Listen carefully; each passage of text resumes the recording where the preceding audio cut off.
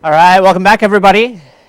I told you all that we are headed into, or we're in the midst of my favorite unit in this class. We spent the last 2 weeks talking about persuasion, but as I see it, my unit on persuasion is actually setting you up for what we're covering this week and next week. This week we're going to be talking a little bit about civic and community engagement, and I'll tell you that this is the reason why I still get very excited about public speaking despite having taught it for a decade. I can tell you that when I was in your shoes, I also wasn't thrilled to be taking a required class, but this was the main reason why I decided to continue on with it, why I enjoy it, what gets me excited about it.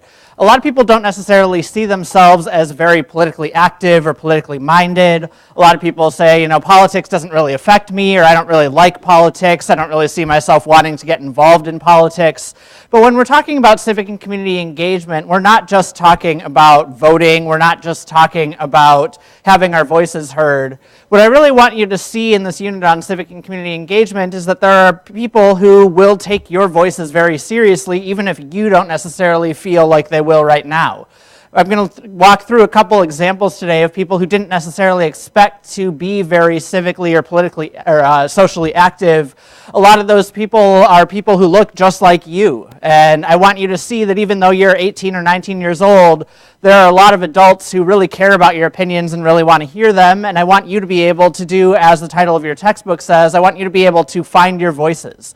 A lot of people don't necessarily expect to get into politics. When they do get into politics, and not necessarily running for office, but even just being politically active, a lot of people get into politics because they don't have any other choice. There's a feminist mantra that says the personal is political. That is, anything that affects me personally might be something that other people are feeling as well. We have a tendency in the United States to view a lot of our individual problems as individual problems when really what they are collective problems. If we get together, if we participate, if we find allies and we act in solidarity or coalition with one another, we can actually get a lot of things done. So some of you might not feel like you really want to get involved with things right now. You might find yourself in a situation a year or 10 years or 30 years down the line saying, I have this issue, it's really important, politics isn't going my way, and maybe my life or my safety or my general well-being are in danger because somebody wants to take away my rights. Somebody wants to take away my property. Somebody wants to do damage to somebody that I care about. My friends and family members are going to be hurt by this policy if I'm not hurt by it personally. So even though you might not necessarily see yourself as wanting to be engaged, I want you to have the tools for it if that time comes sometime down the road. So I want to give you a little bit of a crash course in civic and community engagement, and I'm literally going to give you a crash version of a course that I taught at Penn State. I taught this course over the course of about a year and a half, so 3 different semesters, 3 different groups of students. The class was called Foundations of Civic and Community Engagement, and as of right now, UND doesn't have anything like this on the books. My hope in being a new faculty member here is that I can change that. I would love to teach a class like this here. But I'll tell you that part of why I'm giving you this crash course in civic and community engagement is because it's one of the most brilliantly titled courses that I've ever seen. You might not think a whole lot of that title. I wish I could take credit for that title. The credit for that title actually goes to my dissertation advisor and a close friend of hers who helped put the civic and community engagement minor together at Penn State. But when we're talking about this title, I really like breaking down the 4 key words. In fact, the whole first day of class, I would actually have my students sit and brainstorm and just do some connotation work. Say, what comes to mind when you hear the words foundation, civic, community, and engagement? And we would talk about these terms, and what I really like about this title is it actually highlights a bunch of key tensions that are really important for people who would engage in what we would call activist work. So the first tension that I see in this title is the tension between the civic and the community, or the political and the social. A lot of people in communication studies or sociology or philosophy or political science teach civic engagement explicitly in the realm of the political. They only focus on civic engagement. And if any of you had civics classes in high school, which are unfortunately starting to go by the wayside, chances are that that class covered things like the structure of our government and the systems that are in place for our law and our politics. You would probably talk about the three branches of government. You'd probably talk about the Declaration of Independence and the Constitution. You'd probably talk about separation of powers and checks and balances. You'd talk about the court system. You'd talk about the legislative process. You'd talk about options other than voting. A lot of people who teach civic engagement only focus on that political realm, and a lot of us in the United States think that the political realm, for the vast majority of us, is really just about voting. It's something we do every 4 years for the president or every 2 years for a couple of other offices. And for the most part, if we're going to be engaged, it's our choice to get engaged beyond that, but most of the time we like to leave things to our elected representatives. So when we're talking about civic engagement, it might mean things like speaking up at a town hall event. It might mean things like voting. It might be things like getting out the vote. It might be lots of different options. We're actually going to talk about more options than just voting. I think it's a disservice that we relegate our civic duties to voting in the United States. But the other thing that I think is important is to recognize that we have lots of options when politics are not going our way. What often happens is people will turn instead to communities. So if we feel like we're being left behind, we're probably going to turn to our friends. We're probably going to turn to people who think like us, who look like us, who have the same beliefs as us, people who are invested in the same key issues and hold the same values as us. And what I really like about that tension there is what happens, and you can actually observe this happening, is when people feel like politics isn't going their way, they turn into communities. And that's why when people are frustrated with the political system, you often see things like marches and demonstrations and protests. A lot of people will, regardless of where they stand on the political spectrum, will see the community option as another option if our political engagement isn't working quite the way we want it to. So a lot of people will engage in activist work if they feel like politics isn't going their way, and we saw this under the Obama administration with the creation of the Tea Party. We saw this after the 2016 election. There were lots of protests of people who felt that Trump was not their president. I'm not here to tell you what to think. I'm here to teach you that what is going on here is that there's often a back and forth here. So if people feel like they're being left out of the political process, they turn to social institutions. But the same goes in reverse as well. So if we have social issues that people have been protesting about and fighting for say 5 or 10 or 50 or 200 years, those social issues don't always get solved on their own. I'm talking about things like racism. I'm talking about things like LGBTQ rights. I'm talking about things like workers' rights and unions. So a lot of people will try to solve issues socially, and when those issues can't be solved socially, a lot of people will turn to politics, whether law or courts, to try and codify those things and try to say, this is what should be the law of the land. So if you ever feel disenfranchised, you can find your voice in the realm that's currently not serving you. The other tension that I really like in this title is the tension between foundations and engagement. Usually when I had students do that definition or connotation work, we would talk about foundations, and a lot of people would jump to the foundations of a house as sort of the cornerstone or the building block. Most of the time we think of foundations as something that's solid, something that's stable, something that we can build upon. So when I taught the CivComm class, part of what I taught in there was the Declaration of Independence and the U.S. Constitution. And I was surprised by how many of my students had never read the U.S. Constitution. A lot of people will turn to foundations when there are moments of crisis, and the Constitution is probably the biggest one that most people turn to. There's lots of people who argue that the Constitution is about original intent, and we should go with what the framers had in mind. A lot of people say the Constitution is outdated, and we need to make updates to it, because what happened in 1789 doesn't necessarily apply in 2019. We've evolved a lot since then. But a lot of people will turn to foundations in moments of crisis, and they'll look to foundations for stability. When they feel like things are getting out of control, they're going to try and argue that's unconstitutional. You people are changing too many things. We want to go back to our roots. We want to go back to the original intent, or whatever it may be, of the U.S. Constitution. There are lots of other people who talk about engagement, and the same thing goes when I talk about denotation and connotation and definitions. A lot of people will think of an engagement ring. And they'll talk about how engagement usually implies commitment. It usually involves not just being kind of tacitly involved in something, but being really heavily committed to doing the work of, say, maintaining a relationship or fighting for a cause. Engagement is also geared toward change, and a lot of people will do civic or community engagement because something is currently not working for them, and they say our system is broken and we need civic or community engagement to fix it. You can still have a voice whether you're more forward-looking or more backward-looking, and when I say that, I don't mean backward-looking in terms of backwards and wrong and outdated. What I mean is actually just looking back toward history or looking back toward foundations. People will find their voices in whatever realm they want, and some people are geared toward looking backwards. The idea behind Trump's campaign slogan, "Make America Great Again," is more looking backwards toward foundations. Hillary's 2016 campaign had a forward mark that she was trying to say we need to make changes, we need to make what she envisioned as progress. So a lot of people will see these tensions as some of the guiding things that you need to pay attention to if you're going to participate in activist work. And activist work can go in many directions, and it can be both political and social in nature. So that's sort of our guiding framework for today. And some of you are probably wondering, so what does this guiding framework have to do with COM 110, and what does it have to do with speech specifically? Well, it actually turns out that there's a lot of connections between speech and political engagement.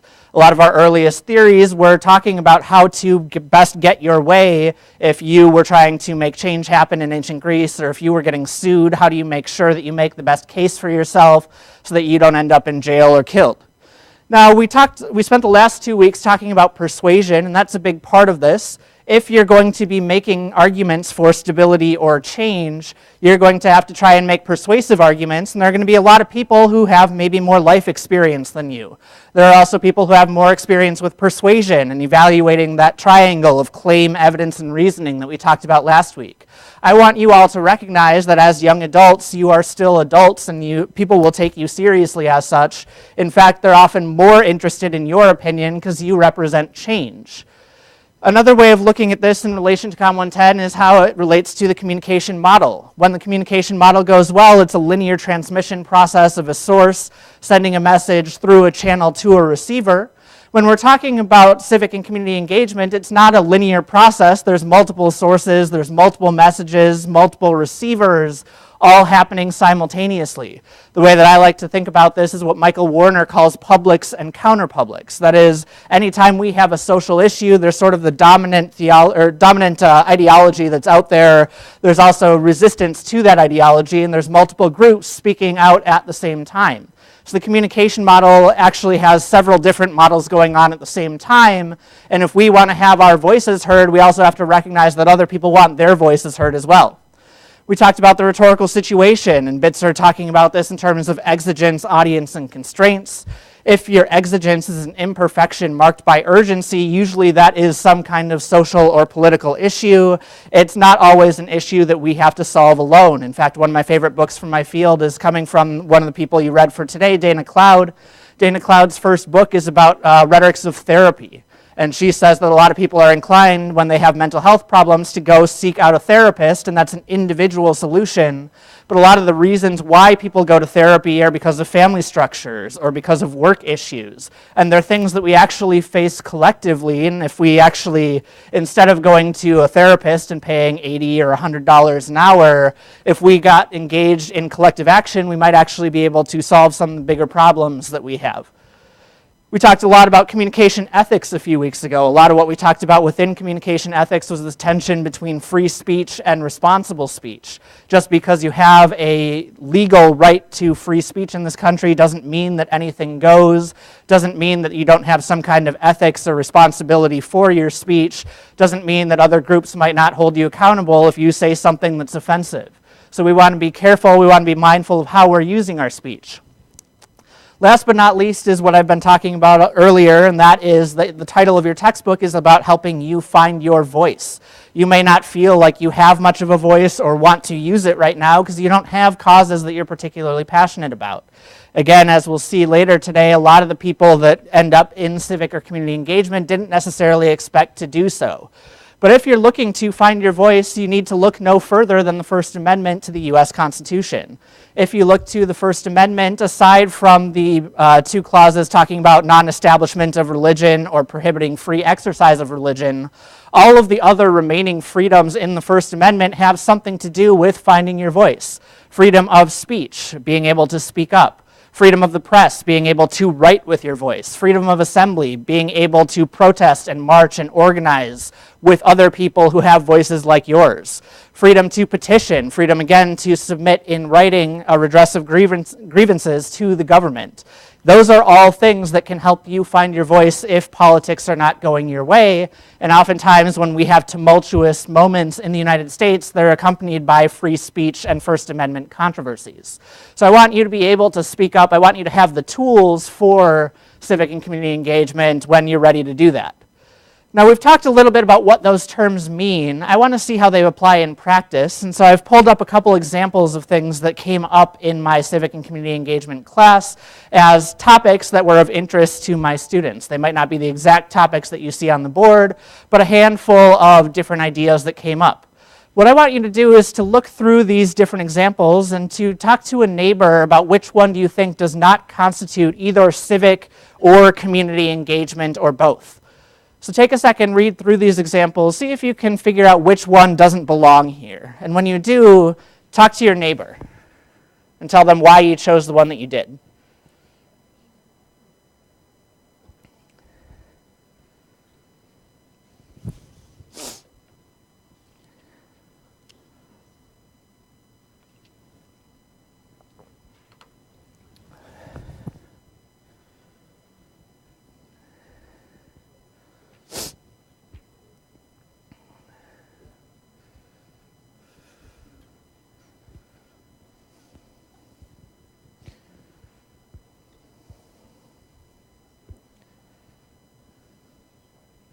I hear a couple of you rumbling. I should hear more of you rumbling as you're ready.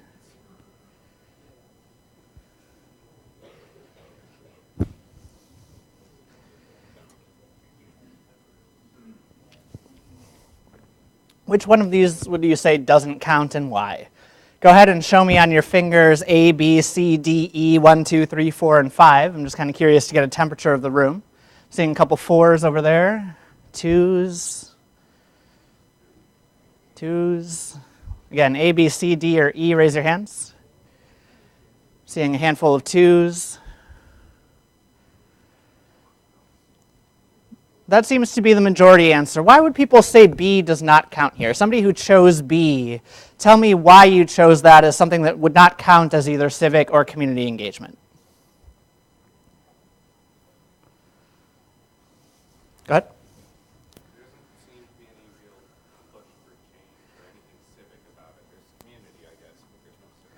Okay, so it doesn't seem like there's really a push for change. Somebody in my last class said it doesn't really seem like there's a problem here. I would say that I could see why people would say this doesn't count as civic engagement, like you said, but maybe that it would count as community engagement. I would actually say this one does count as community engagement and might even be a precursor to civic engagement. And the reason I say that is because a lot of people who would host an international food and culture night probably want to do so because they feel like other people don't really know much about their food and culture. So I attended one of these events last year. I attended Saudi Arabian Culture Night. I'll tell you that I grew up in a diverse suburb of Minneapolis, and I think it wasn't until I came to UND that I actually met someone from Saudi Arabia. More than half of the graduate students that I teach are from that country, and so I wanted to learn more about them. A lot of times people will host food and culture nights because they feel like other people don't understand their culture and they want to teach them things about it. Sometimes people will host food and culture nights because there are stereotypes about particular groups and they want to be able to address those stereotypes. So I actually learned a lot by attending Saudi Cultural Night here at UND. I enjoyed attending that event. I would say that does constitute community engagement in a place, especially in a place like Grand Forks, North Dakota. Grand Forks historically has not been all that diverse. That's not a criticism of Grand Forks, that's just reflecting the reality of this place. I asked you all on the first day of class to look around the room and tell me if you thought that the demographics of the room represented accurately Grand Forks or North Dakota or the U.S. as a whole. I would say that they probably don't, and maybe that's neither here nor there. Somebody else tell me maybe why you chose a different answer. I saw a couple people choose D, for instance. Why did you choose D?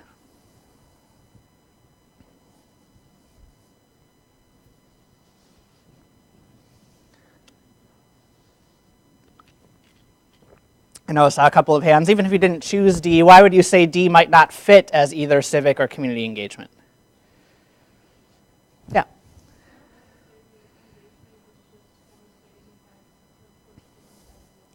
Good, yeah, so a lot of people will choose D because they say in journalism there's an idea that you're supposed to be objective as a reporter.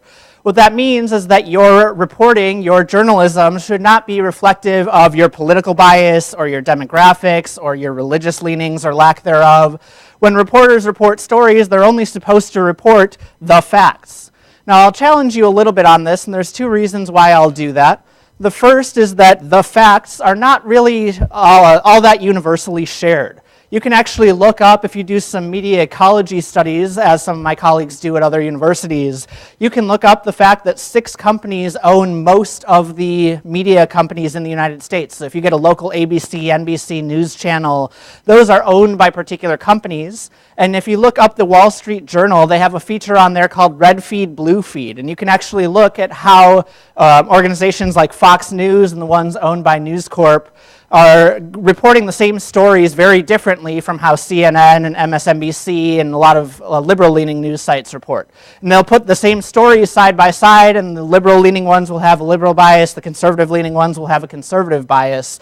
So it's not necessarily all that objective. A lot of the journalism that we receive is actually top-down, some media executive telling the journalists what they should be reporting and how they should be reporting it. The other reason why I'll push you on D is because of a theory that's about 40 years old. That theory is called agenda setting theory, and it's a communication theory that says that journalists don't tell us necessarily what to think, but they do tell us what to think about. That is, journalists are always making decisions on what is newsworthy. You've probably had the experience of something that affected you personally and you thought it affected a lot of people, and the news isn't covering it, and you're like, why didn't they cover that story?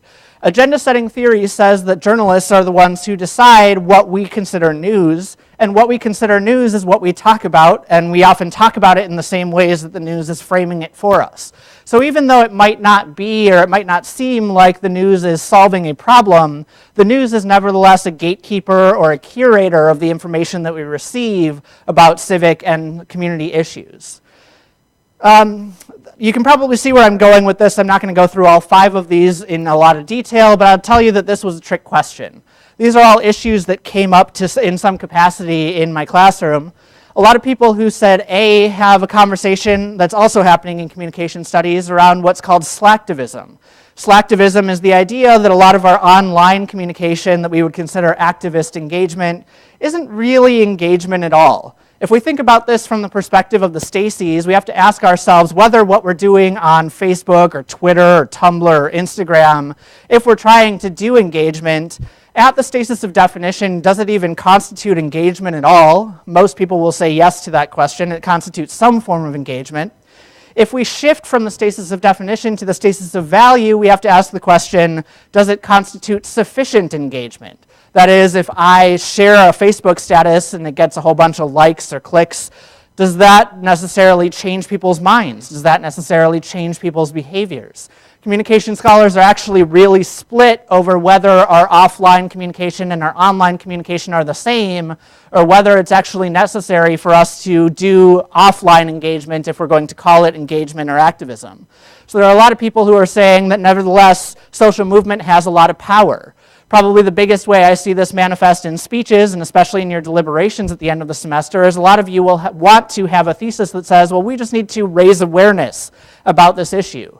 There's a presumption there that a lot of people don't know what your issue is about, don't know the key issues at stake with your topic, and maybe haven't already made up their mind. And if we just raised awareness, that they would automatically jump to the right conclusion of what to do.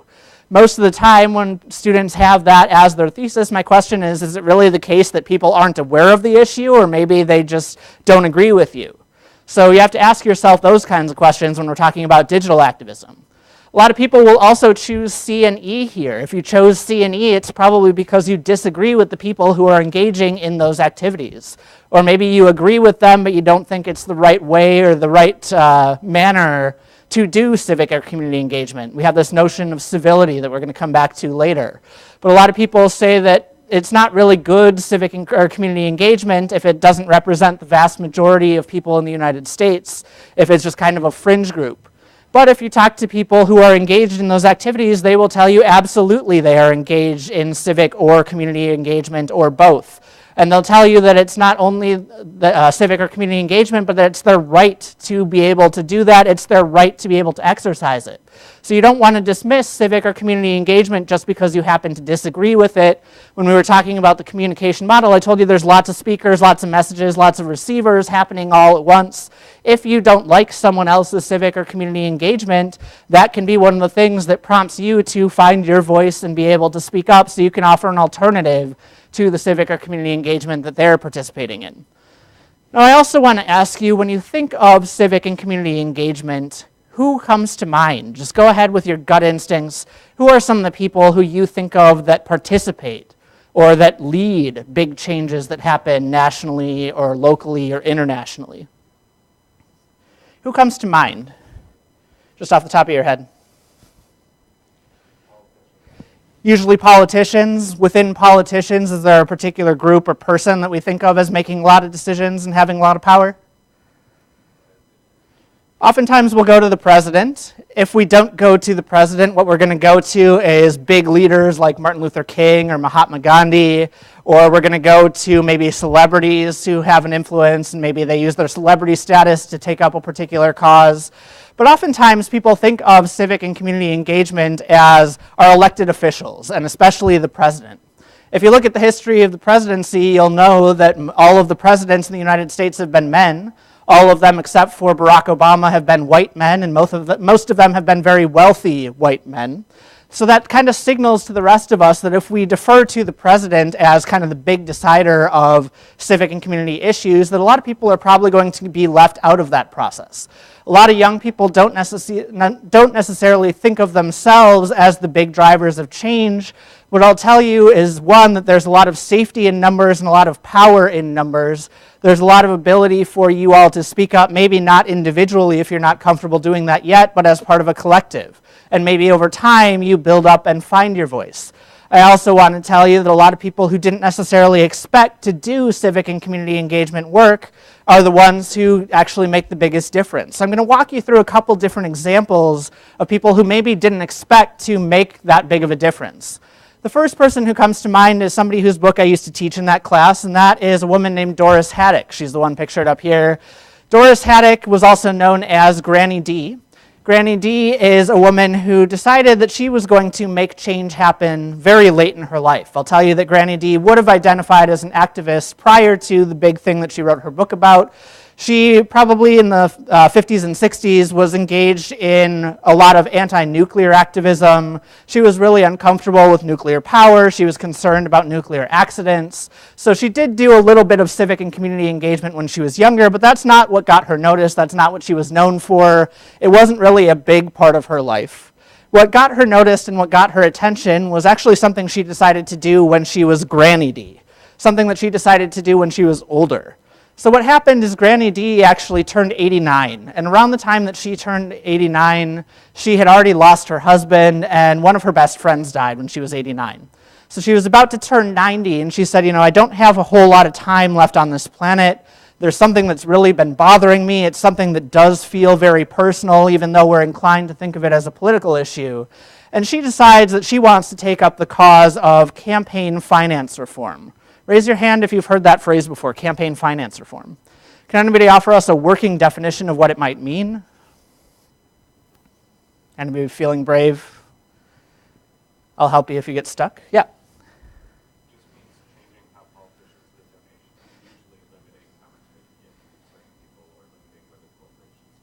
Yeah, so campaign finance has to do with how we pay for elections. A lot of the elections that we have, not just at the federal level, but even at the state and local level, are very, very expensive.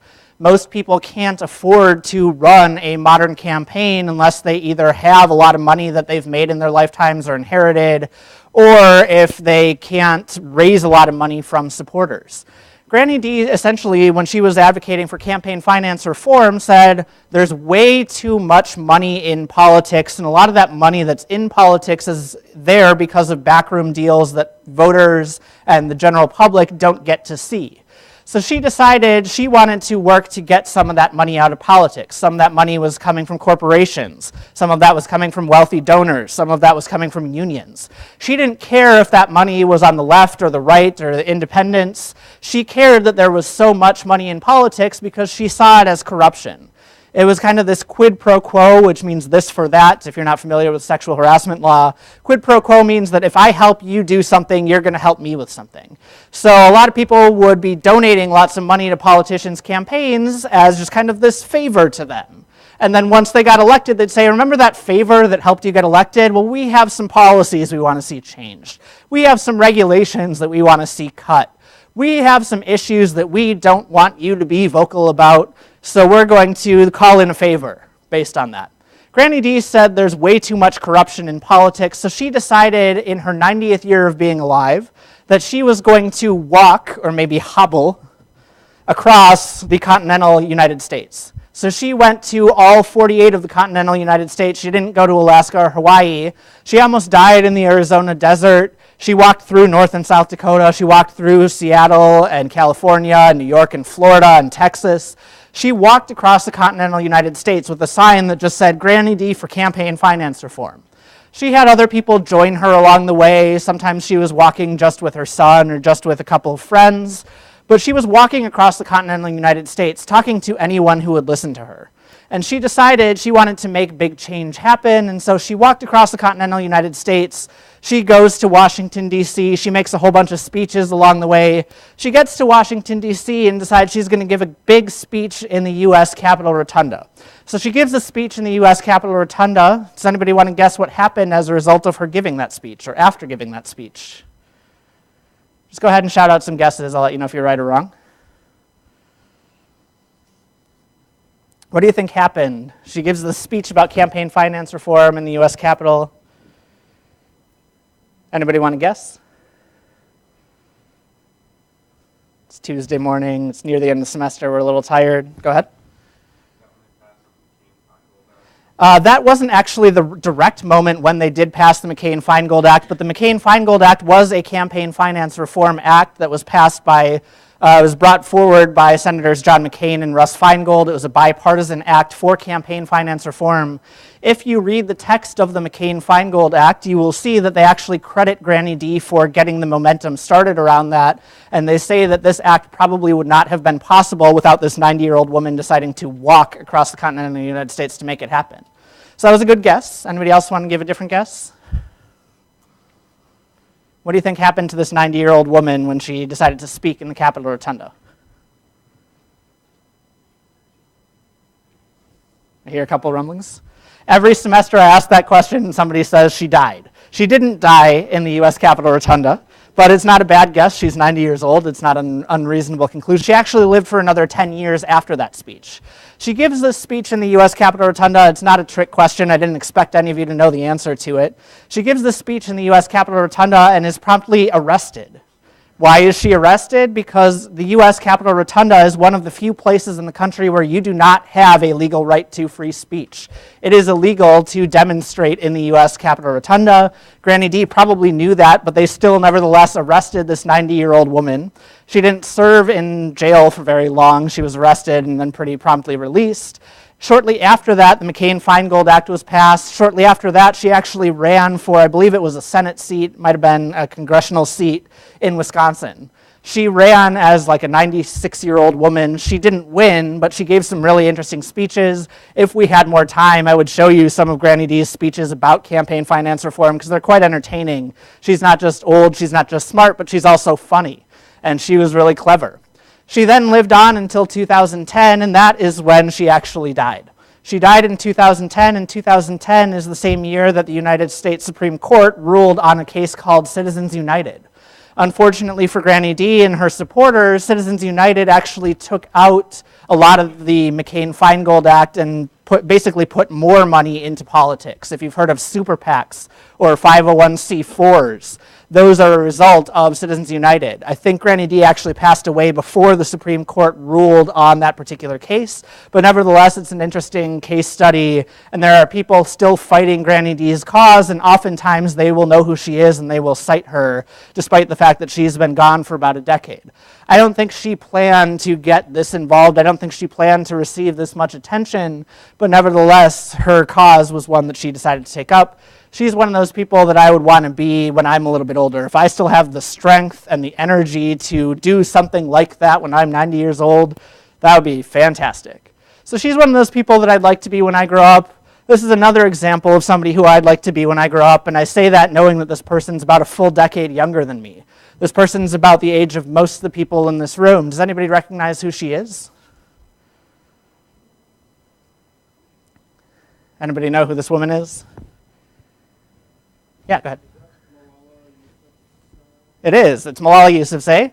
And Malala Yousafzai was a young Pakistani girl. You might be familiar with this story. She was going to school in Pakistan. She was living in a progressive region of Pakistan known as the Swat Valley. Her father actually was the principal who ran the school where she attended. And she was going to school there and trying to get an education in a country where not all women have access to education. It got more complicated than that when the US government went after Al-Qaeda and the Taliban in Afghanistan. When the US started bombing Afghanistan and Pakistan looking for Osama bin Laden, a lot of the Afghan Taliban crossed the border from Afghanistan into Pakistan. And when you cross that border, it doesn't look like US customs. What it looks like is actually just a chain of mountains. So it's pretty easy to get from one country to the other. The Pakistani Taliban then, or the Afghan and Pakistani Taliban then came into Swat Valley and basically decided that they were going to enforce Sharia law. So not only were women denied access to an education, but they were told not to go out without their husbands. They were told not to go out without a hijab. They were told to live life in particular ways and avoid doing other things. They were told what they should and shouldn't eat according to Islamic law. And Malala decides as a young girl that she's going to do a diary of life under Pakistani Taliban rule. And she talks about all the changes that are happening and how scared she is and how difficult it's been living under the Taliban. And she writes this for the BBC. She writes it for BBC Urdu. And she writes it under a pseudonym, a fake name. But nevertheless, the Taliban figures out who she is, and they decide they're going to go after her. So one day she's boarding the bus to school, and Talib gets on her bus and shoots her in the head. He shoots two of her classmates as well. And they didn't expect Malala to survive, but she did. She actually had lots of operations in the UK. She's currently studying at a university in the UK, so she's about your age. She survived that attack, and when she did, the UN decided that they were going to honor her. They decided that they were going to create the Malala Fund, which gives money toward women's education around the world. And so they honored her by bringing her in front of the UN General Assembly where she gave a speech. Again, if we had a full day, I would show you the whole speech because it's worth watching. We're going to see some excerpts from that speech. Dear friends, on the 9th of October 2012, the Taliban shot me on the left side of my forehead. They shot my friends too. They thought that the bullet would silence us, but they failed. And out of that silence came thousands of voices. The terrorists thought that they would change my aims and stop my ambitions, but nothing changed in my life except this. Weakness, fear, and hopelessness died. Strength, power, and courage was born. I am the same Malala. My ambitions are the same. My hopes are the same. And my dreams are the same. I'm here to speak up for the right of education of every child. One teacher, one book, and one pen can change the world. Education is the only solution. Education first. Thank you. So she's one of those people who I'd want to be when I grow up, even though she's younger than me. About a year after giving that speech, the Nobel Peace Commission gave her the Nobel Peace Prize. Obviously, I don't expect any of you necessarily to be Nobel Peace Prize winners, but if you do win a Nobel Peace Prize, please do let me know. I'll tell you that there are a lot of people who don't expect to get involved in politics. Malala is another one. I'm going to show you another example of somebody who probably didn't expect it, another person who's about your age. This was a few years ago before the U.S. Supreme Court ruled on Obergefell versus Hodges, the case that decided same-sex marriage equality in the United States. I'll tell you that this was a young man who was studying at the University of Iowa, and he is speaking in front of the Iowa State Legislature. The Iowa State Legislature at the time was considering amending its state constitution to define marriage as between one man and one woman. You'll see his story. Again, I'm here kind of in the same spirit of the agenda-setting model, not to tell you that you have to agree with this young man, but just to recognize that as a 19-year-old, he decided this was an issue that affects me personally, this is an issue that affects my family, I'm going to get up and speak about it. So I'm not here to tell you what to think, but I am here to teach you maybe how you might speak in a scenario where you feel like you need to speak. Good evening, Mr. Chairman. My name is Zach Walls. I'm a sixth-generation Iowan and an engineering student at the University of Iowa, and I was raised by two women. My biological mom, Terry, told her grandparents that she was pregnant, that the artificial insemination had worked, and they wouldn't even acknowledge it. It actually wasn't until I was born and they succumbed to my infantile cuteness that they broke down and told her that they were thrilled to have another grandson. Unfortunately, neither of them lived to see her marry her partner, Jackie, of 15 years when they wed in 2009. My younger sister and only sibling was born in 1994. We actually have the same anonymous donor, so we're full siblings, which is really cool for me. And I guess the point is that our family really isn't so different from any other Iowa family. When I'm home, we go to church together, we eat dinner, we go on vacations. But we have our hard times too, we get in fights. Actually, my mom, Terry, was diagnosed with multiple sclerosis in 2000. It's a devastating disease that put her in a wheelchair, so we've had our struggles. But, we're Iowans. We don't expect anyone to solve our problems for us. We'll fight our own battles. We just hope for equal and fair treatment from our government. Being a student at the University of Iowa, the topic of same-sex marriage comes up quite frequently in classroom discussions. And the question always comes down to, well, can gays even raise kids? And the conversation gets quiet for a moment, because most people don't really have an answer. And then I raise my hand and say, actually, I was raised by a gay couple, and I'm doing pretty well. I scored in the 99th percentile on the ACT. I'm actually an Eagle Scout. I own and operate my own small business. If I was your son, Mr. Chairman, I believe I'd make you very proud. I'm not really so different from any of your children. My family really isn't so different from yours. After all, your family doesn't derive its sense of worth from being told by the state, you're married, congratulations. No. The sense of family comes from the commitment we make to each other, to work through the hard times so we can enjoy the good ones. It comes from the love that binds us. That's what makes a family. So what you're voting here isn't to change us. It's not to change our families. It's to change how the law views us, how the law treats us. You are voting for the first time in the history of our state to codify discrimination into our Constitution, a Constitution that, but for the proposed amendment, is the least amended Constitution in the United States of America.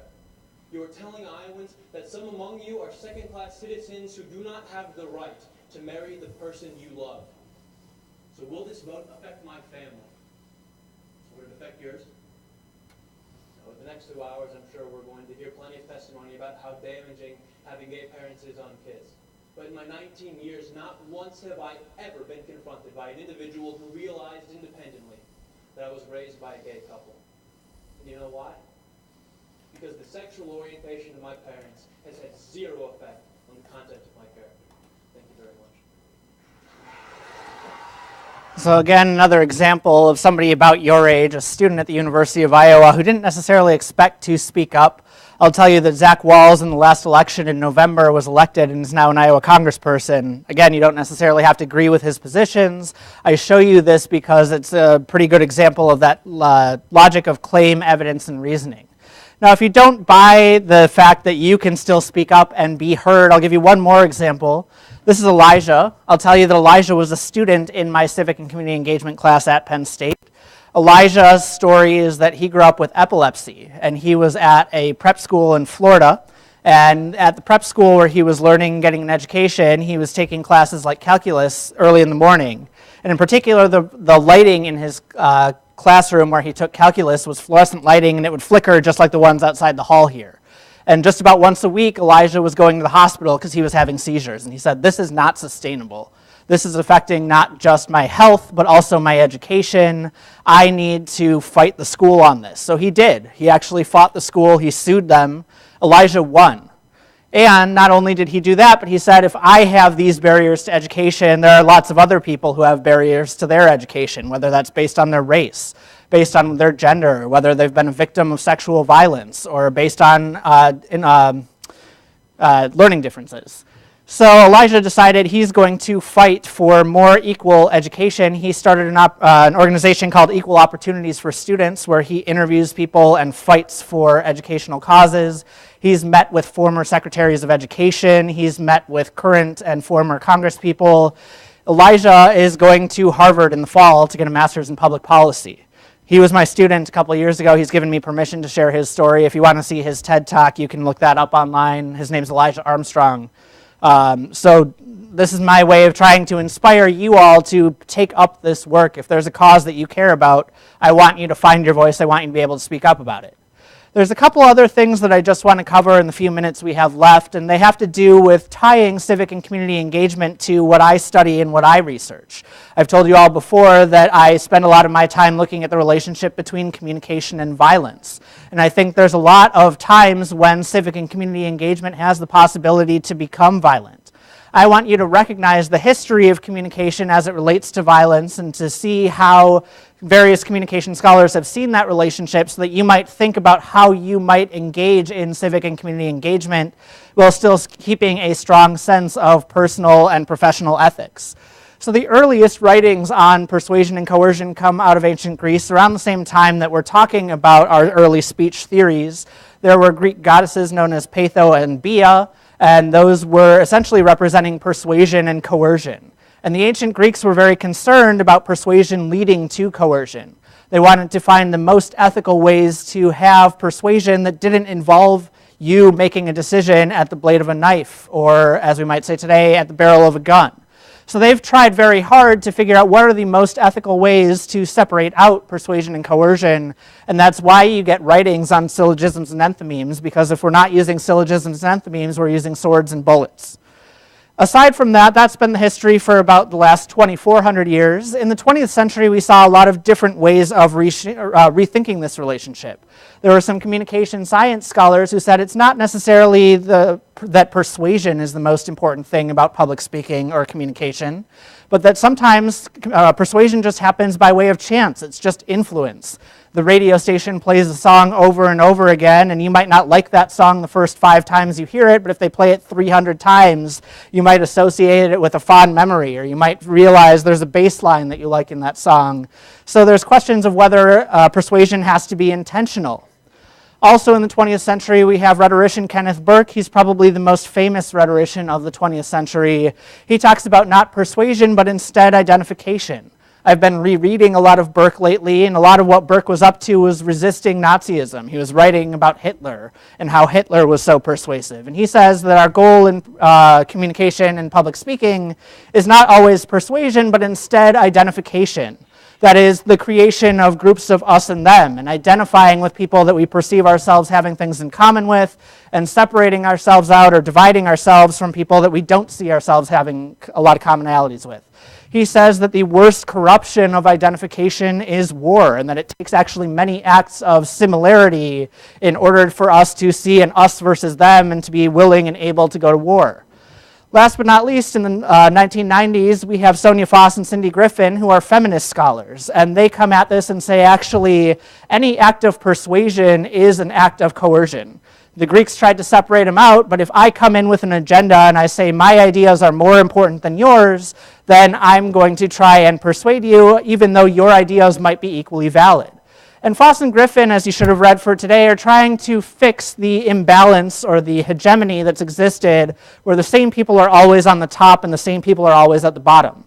What they say there is it's actually our goal should not be about reinforcing that hierarchy, but instead should be about making things equal, bringing everybody to the table. If we see everyone's opinions as equally valid and our goal is not to persuade, but really more to listen and to be heard, then we might be able to create a more equitable and just society.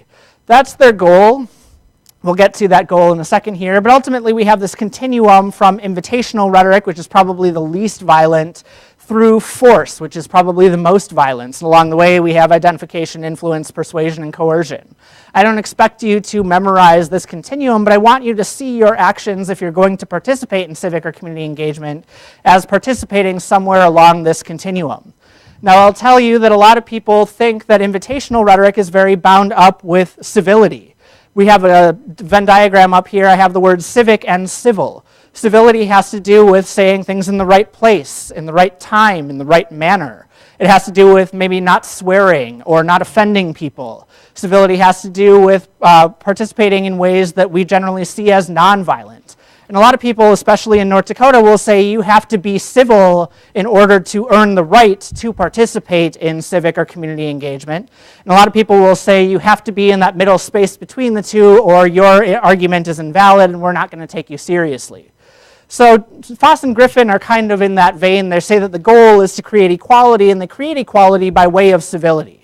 I'll tell you that the other reading you had for today is very critical of that perspective. I had you read Dana Cloud and Nina Lozano Reich's piece on the uncivil tongue. If you've driven around North Dakota, you've probably seen a lot of these billboards that say things like, be nice, be polite, be kind, bullying hurts. There are a lot of these billboards, and the message here is that we need to be civil in our communication. And a lot of people say that we have this culture of Minnesota or North Dakota nice where we're not supposed to talk about anything controversial. We're not supposed to talk about politics. We're not supposed to talk about race. We're not supposed to talk about death. We're not supposed to talk about religion. We're not supposed to swear. We're not supposed to protest. We're not supposed to vandalize and loot. A lot of people say that this is the culture of Minnesota or North Dakota nice if you live here.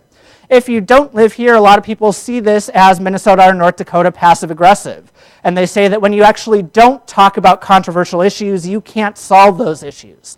So before I stereotype too much, let me tell you that I am from this region and that I grew up with this culture of North Dakota nice. I want you to find your voices to be able to smash it. I first met Dana Cloud at a conference a few years ago, and the whole time she was talking, this was up behind her. She was debating my colleague Mike Hogan on the issues of civility. And she was saying it's actually bad, it's actually toxic for us to buy into invitational rhetoric, because if we think that we're creating equality by giving everybody a voice at the table, we're giving equality to people like Nazis and racists and people who would otherwise want to destroy our identity.